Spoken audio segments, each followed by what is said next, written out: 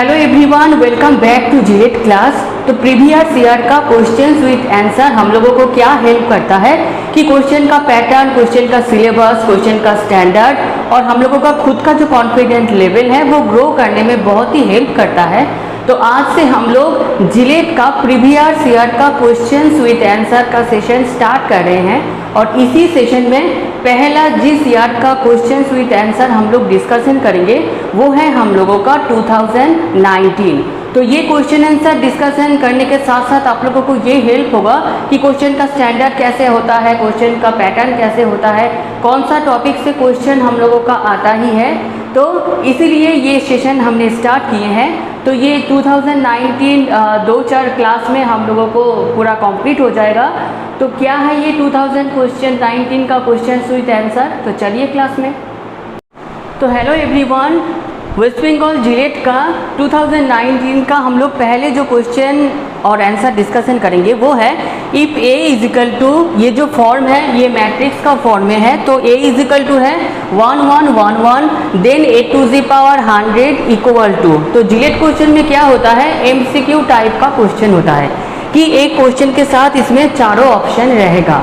तो मैथ का जो टॉपिक है, तो मैथ में चारों ऑप्शन हो या ना हो, मैथ में क्या होता है हम लोगों को जो सॉल्यूशन है वो बनाना पड़ता है। तो पहले इस प्रॉब्लम को क्या होगा कि हम लोगों को बनाना पड़ेगा, फिर जो ऑप्शन के साथ ये मैच करेगा उसमें इसको क्लिक करना है। तो ए है 1 1 1 1, तो पहले हम लोग क्या करेंगे, ए स्क्वायर फाइंड करेंगे, मतलब ए इंटू ए, तो 1 1 1 1 इंटू 1 1 1 1, मतलब दोनों मैट्रिक्स का मल्टीप्लिकेशन करना है। तो हम हर किसी को पता है कि मैट्रिक्स का मल्टीप्लिकेशन कैसे करके होता है, रो के साथ कॉलम का। तो पहले हम लोग क्या करेंगे, फर्स्ट कॉलम को बनाएंगे। तो फर्स्ट कॉलम जब बनेगा फर्स्ट रो, तो ये फर्स्ट रो फिक्स्ड होगा। एक बार 1 इंटू 1 मतलब 1 प्लस 1 इंटू 1 मतलब 1, तो 1 1 कितना हो जाएगा प्लस करके 2। फिर क्या करना है, फर्स्ट रो के साथ सेकेंड कॉलम को मल्टीप्लाई करना है। तो 1 इंटू 1 1 प्लस 1 इंटू 1 1, तो ये भी हो गया 2।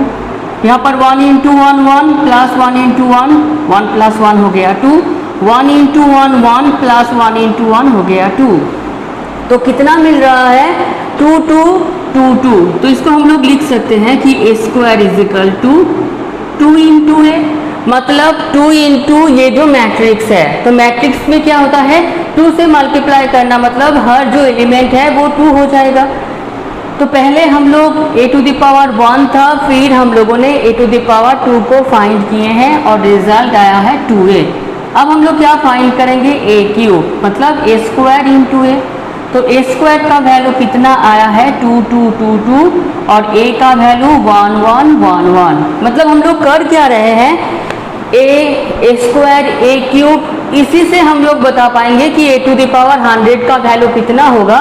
इस मेथड का नाम होता है हम लोगों का इंडक्शन मेथड, क्योंकि हम लोग एग्जाम के time A to the power 100 इतने सारे मैट्रिक्स का मल्टीप्लिकेशन तो 2 मार्क्स के लिए कर नहीं सकते, तब तो एक ही प्रॉब्लम में एग्जाम हम लोगों को खत्म हो जाएगा। तो मेथड क्या है, एक मैट्रिक्स, ए स्क्वायर मैट्रिक्स, ए क्यूब मैट्रिक्स, ये तीनों मैट्रिक्स को देखने के बाद एक हम लोगों का रूल आ जाएगा, एक चेन रूल हम लोगों को मिल जाएगा। तो उसी चेन रूल से हम लोग बोल पाएंगे ए टू द पावर 100 कितना हो सकता है, ए टू द पावर 50 क्या हो सकता है। इसी मेथड का नाम है मैथ में इंडक्शन मेथड। तो फिलहाल अभी ए है और ए स्क्वायर है, अभी हम लोग क्या कर रहे हैं, ए क्यूब फाइंड कर रहे हैं। तो ए क्यूब कितना हो रहा है, दोनों मैट्रिक्स का मल्टीप्लिकेशन रो के साथ कॉलम का।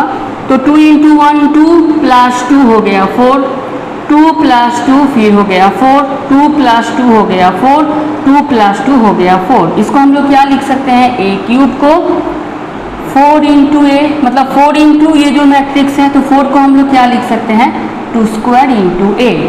तो रूल जो है हम लोगों को मिल चुका है, कैसे करके।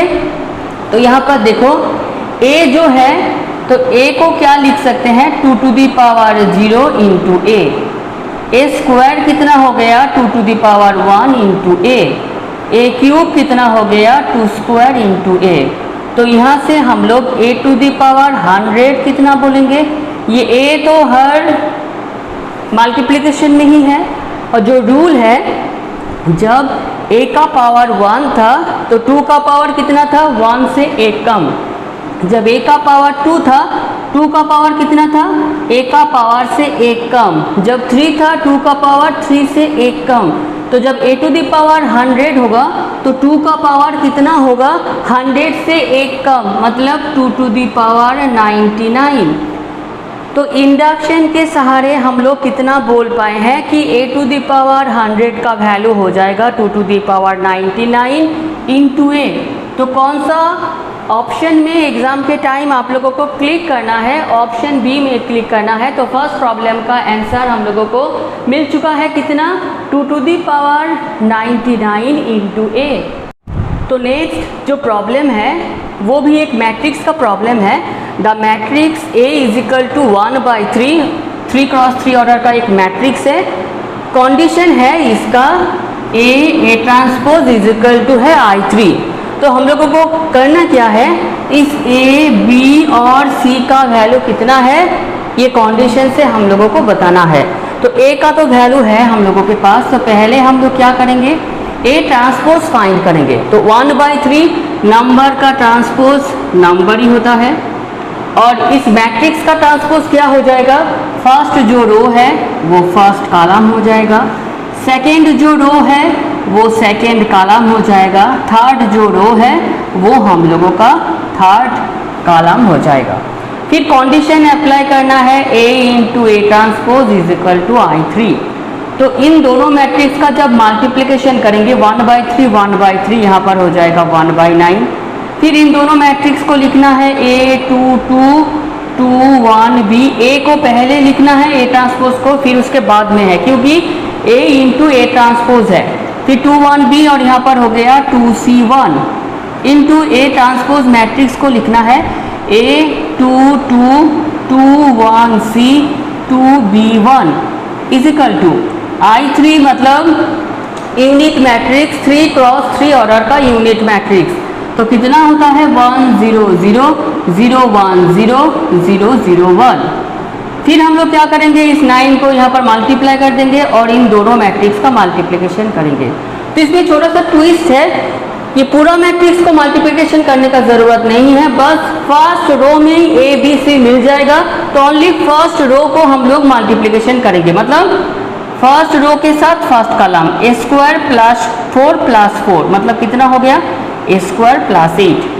फिर सेकेंड एलिमेंट फर्स्ट रो के साथ सेकेंड कॉलम, तो यहाँ पर हो गया 2A प्लस यहाँ पर 2 प्लस यहाँ पर 2B हो गया। फिर यहाँ पर कितना हो गया 2A प्लस 2C प्लस हो गया यहाँ पर 2। और ये जो एलिमेंट है इनको मल्टीप्लिकेशन करने का कोई ज़रूरत नहीं है, फर्स्ट रो से ही क्या हो जाएगा, हम लोगों को A B और C का वैल्यू मिल जाएगा। तो 9 को यहाँ पर मल्टीप्लाई कर देंगे तो 9 इंटू ये पूरा मैट्रिक्स हो जाएगा, दैट मीन्स 9 0 0 0 9 0 0 0 9 हो जाएगा। तो दोनों मैट्रिक्स में क्या है, मिडिल में इक्वल है, मतलब दोनों मैट्रिक्स का इक्वलिटी का जो कंडीशन है वो यहाँ पर अप्लाई करेंगे। तो A² + 8 इज इक्वल टू कितना हो गया 9। तो यहाँ से A² इज इक्वल टू 9 - 8 मतलब है 1। तो A का वैल्यू ±1 होगा, लेकिन कंडीशन के ऊपर ध्यान दो, माइनस वैल्यू किसी ऑप्शन में नहीं है। तो A का वैल्यू हम लोग कितना लेंगे, +1। तो A का वैल्यू मिल गया है 1। Second element is equal to second element, that means 2A + 2 + 2B is equal to 0। तो A का वैल्यू मिल चुका है कितना 1। तो 2 + 2 मतलब 4, तो 2B इज इक्वल टू उधर जब जाएगा -4, तो B का वैल्यू कितना मिल जाएगा -2। A का वैल्यू मिल गया, B का वैल्यू मिल गया, बस C का वैल्यू मिलना बाकी है, मतलब 2A का वैल्यू है 1, तो 2 + 2C + 2 इज इक्वल टू 0। तो यहाँ से 2C इज इक्वल टू 2 + 2 4, ये जब राइट हैंड साइड जाएगा तो -4 हो जाएगा। तो C का वैल्यू कितना मिल जाएगा हम लोगों को -2। तो फाइनली जो आंसर हम लोगों को मिला है, A का वैल्यू 1, B का वैल्यू -2, C का वैल्यू -2। तो कौन सा ऑप्शन में आप लोगों को क्लिक करना है, ऑप्शन बी में जाके आप लोगों को क्लिक करना है।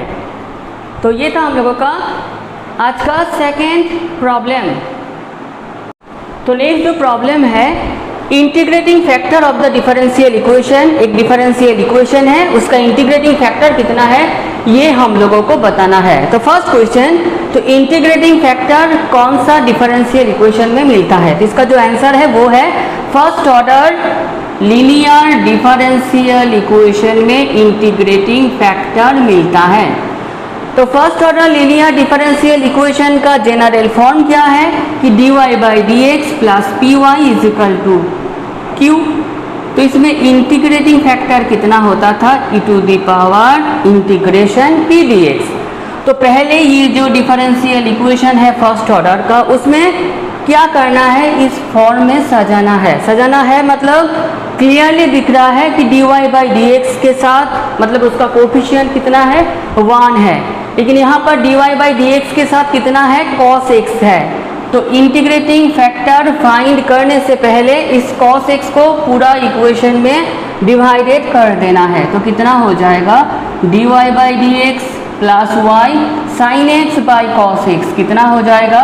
tan x is equal to 1 by cos x मतलब सेक एक्स। तो इस प्रॉब्लम में p कितना है? tan x। कैसे का मालूम चला? y के साथ जितना होता है वही होता है p। तो यहाँ पर y के साथ कितना है? tan x। तो p कितना है? tan x। q integrating factor में कोई काम का है नहीं, इसलिए q है। q को लेके क्या करेंगे ये हम लोग नहीं बताए। तो ओनली सीधा हम लोग चले जाएंगे इंटीग्रेटिंग फैक्टर के ऊपर। कितना होता है? e to the power integration p d x. तो कितना होगा? tan x dx e to the power. अब थोड़ा सा याद करना है कि tan x का इंटीग्रेशन कितना होता था? बहुत easy, log sec x। log का बेस हमेशा क्या होता है? e, और log का एक प्रॉपर्टी है e to the power log e। क्या हो जाता है? कैंसिल हो जाता है। तो इंटीग्रेटिंग फैक्टर का वैल्यू फाइनली कितना मिल चुका है? sec x। कौन सा ऑप्शन के साथ मैच हो रहा है? Option C. तो ये जो इंटीग्रेटिंग फैक्टर का प्रॉब्लम था जिसका आंसर आया है sec x। अब देखना है कौन सा ऑप्शन में मैच हो रहा है और आप लोगों को एग्जाम के टाइम सी ऑप्शन के ऊपर आप लोगों को क्लिक करना है। तो ये था हम लोगों का आज का एग्जाम्पल नंबर 3। तो नेक्स्ट जो प्रॉब्लम है, if u is equal to x square plus y square by root over x plus y, then x del u by del x plus y del u by del y is equal to k u. K u का value कितना है ये आप लोगों को बताना है। तो फर्स्ट मैथ में क्या होता है, प्रॉब्लम को देखने के बाद प्रॉब्लम को जानना पड़ता है कि ये कौन सा टॉपिक का प्रॉब्लम है। तो del u by del x del u by del y दिख रहा है, मतलब ये पार्शियल डेरिवेटिव का प्रॉब्लम है। और पार्शियल डेरिवेटिव का क्लास में मैंने आप लोगों को बताया था कि x del u by del x, y del u by del y, ये फॉर्म अगर आप लोगों को दिखेगा तो कौन सा मेथड इसमें अप्लाई करना है? Euler's theorem. तो ऑयलर्स थ्योरम अप्लाई करने से पहले आप लोगों को फर्स्ट क्या चेक करना है?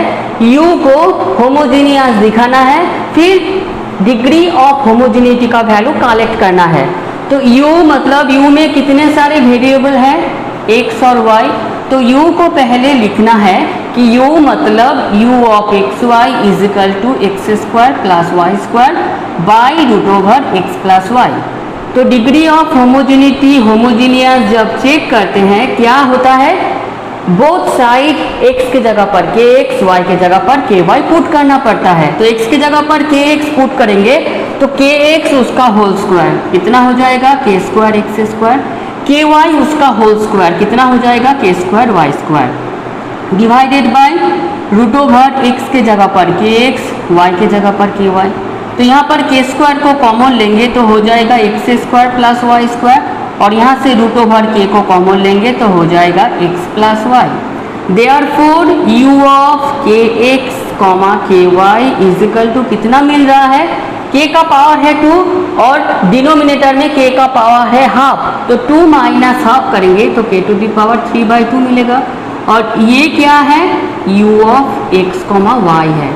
तो ये इक्वेशन से हम लोग क्या बोल पा रहे हैं कि u जो फंक्शन था वो होमोजीनियस है और डिग्री ऑफ होमोजीनिटी यानी कि स्मॉल n का वैल्यू है 3/2। अब u के ऊपर ऑयलर्स थ्योरम अप्लाई करेंगे तो कितना होगा, x del u by del x plus y del u by del y is equal to n into u. तो n का वैल्यू कितना है, जो वैल्यू हम लोगों को मिला है बस वो वैल्यू पुट कर देना है, 3/2 इंटू यू। इस इक्वेशन को अगर इस इक्वेशन से हम लोग कंपेयर करेंगे तो k का वैल्यू आप लोग खुद देखिए कितना मिलेगा, 3/2। तो ये जो प्रॉब्लम था k का वैल्यू फाइंड करना था, तो k का वैल्यू मिल चुका है कितना, 3/2। तो कौन सा ऑप्शन में आप लोगों को क्लिक करना है, ऑप्शन सी में आप लोगों को क्लिक करना है।